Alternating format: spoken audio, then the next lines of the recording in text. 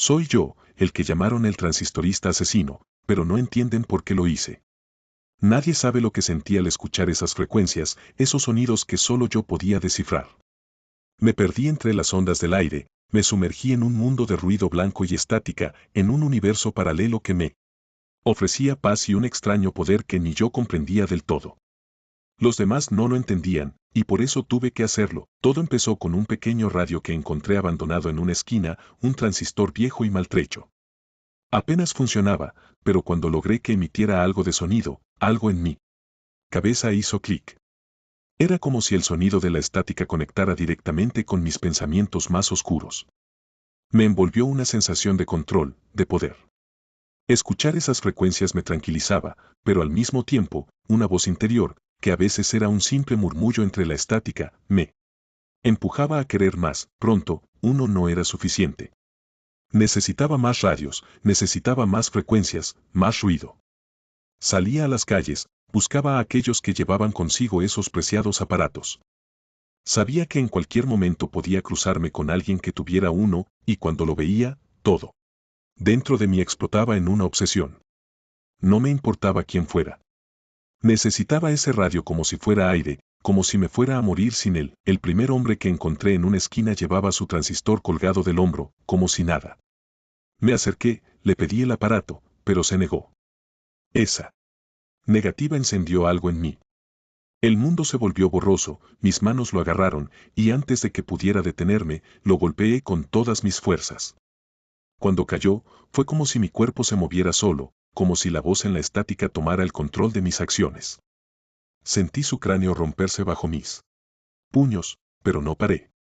Lo último que vi antes de marcharme con el radio en la mano fue el charco de sangre que comenzaba a extenderse bajo su cabeza. Volví a mi casa esa noche, temblando de emoción y ansiedad. Encendí el radio, y la estática me envolvió de nuevo, calmando mi mente perturbada. El sonido lo llenó todo. Me sentí en paz por primera vez en semanas.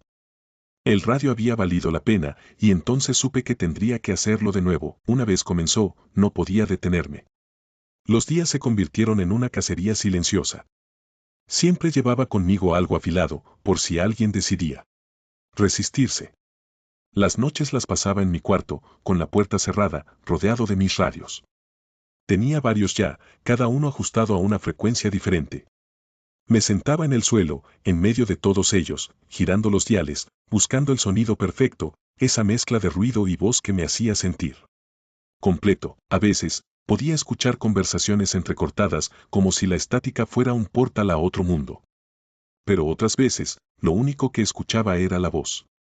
Esa voz que me decía lo que tenía que hacer, cómo encontrar el siguiente radio, cómo tomarlo, cómo deshacerme de cualquiera que intentara detenerme. Me decía que el mundo no me entendería, que me verían como un monstruo, pero que no debía preocuparme porque mientras tuviera mis radios, estaría a salvo. Con el tiempo, mi casa se convirtió en un santuario del caos. Los radios eran todo lo que tenía. Las noches se llenaban de ese ruido constante, de zumbidos, de voces lejanas que tal vez no existían. Me mantenían despierto, me alimentaban de una energía que ni siquiera el hambre podía saciar. Mis vecinos comenzaron a notar el ruido, comenzaron a preguntarse qué sucedía, pero a mí no me importaba. Estaba demasiado perdido. En mi propio mundo, en ese mar de frecuencias y estática, los golpes de la policía en mi puerta me devolvieron al mundo real. Cuando entraron y me encontraron rodeado de radios, las luces parpadeando y el sonido de la estática llenando la habitación, me miraron con horror. Los cuerpos de mis víctimas ya no me pesaban, solo me importaba el sonido. Mientras me esposaban, los radios seguían emitiendo su ruidosa sinfonía, cada uno en una frecuencia diferente, mezclándose en un coro incomprensible. Me llamaron el transistorista asesino. Me dijeron que estaba loco, que no tenía sentido lo que hice. Por simples radios. Pero no eran simples radios para mí. Eran portales. Eran todo lo que me quedaba. Ahora estoy aquí, encerrado entre paredes sin radios. El silencio es ensordecedor. Y aunque las voces se han desvanecido, sé que, en algún lugar, las frecuencias todavía existen, esperando a ser